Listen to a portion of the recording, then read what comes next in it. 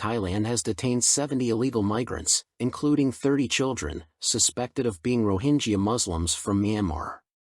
The arrests occurred on an island in the southern part of the country, marking another wave of migration into Southeast Asia.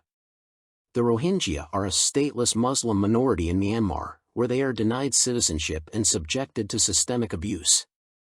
They are often viewed as outsiders from South Asia despite having lived in Myanmar for generations. From their initial statements, they claim to be Muslims from Myanmar heading to Malaysia or Indonesia, said Somkane Fofisri, commander of the Phang Nga police. For years, many Rohingya have risked perilous journeys in makeshift wooden boats to escape persecution in Myanmar. They aim to reach neighboring countries like Thailand and Bangladesh or Muslim-majority nations such as Malaysia and Indonesia, particularly between October and April when the seas are calmer. Phang Nga Governor Supoj Rohingya confirmed that authorities are investigating the identities of the migrants.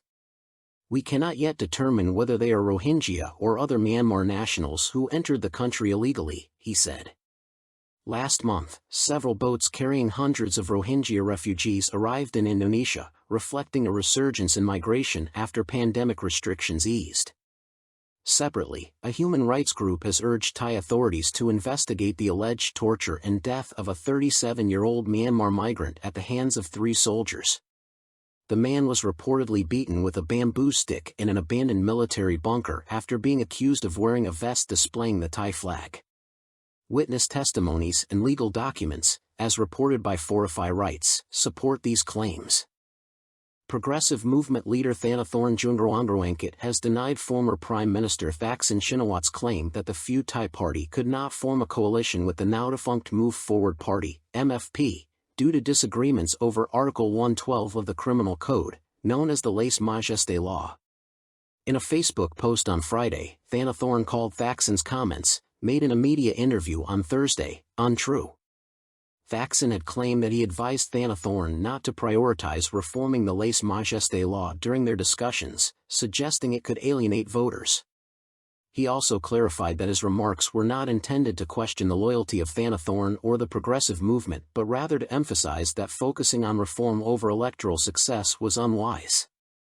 Thanathorn refuted this, stating that the failure to form a coalition between the MFP and Pheu Thai had nothing to do with Article 112. He expressed concern that Thaksin's statements could mislead the public into believing the issue was central to coalition talks.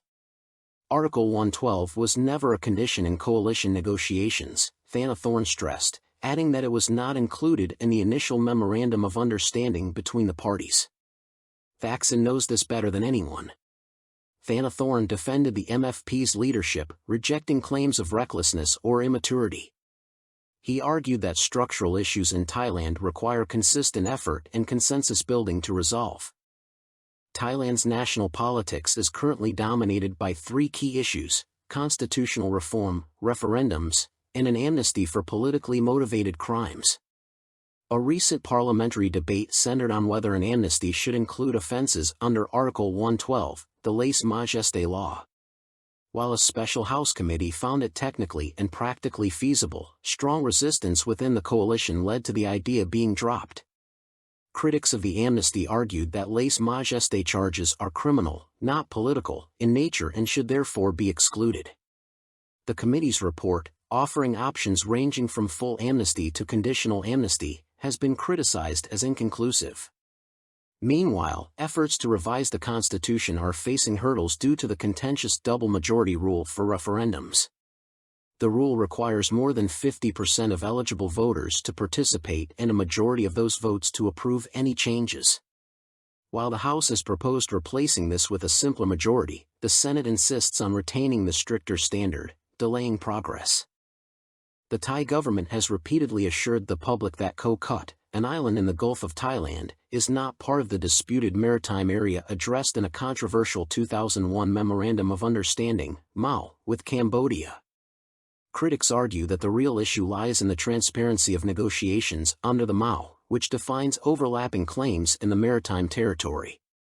The MoU's opponents are particularly concerned about the personal ties between former Prime Minister Thaksin Shinawatra and Cambodia's former leader Hun Sen. They fear these relationships could influence negotiations and prioritize personal interests over national benefit. Observers warn that public skepticism about the MoU could grow unless the government provides clear answers about its implications, particularly regarding resource sharing in the Gulf of Thailand. The Thai government is expected to approve the establishment of a Joint Technical Committee, JTC, to negotiate with Cambodia over maritime boundary disputes in the Gulf of Thailand. The JTC, likely to be chaired by Deputy Prime Minister Phumtham Wechayachai, will include experts from various agencies, such as the Royal Thai Navy's Hydrographic Department. The government aims to recruit top specialists to address technical complexities comprehensively. Critics, however, continue to call for the revocation of the 2001 MoU, arguing that it risks territorial and resource losses for Thailand. Activist Santhia Sawasdi has petitioned the Prime Minister to cancel the MoU and has threatened legal action if the government proceeds without addressing public concerns. Meanwhile, political analyst Juangroongruangkit has raised alarms over potential conflicts of interest, urging transparency in the JTC's proceedings.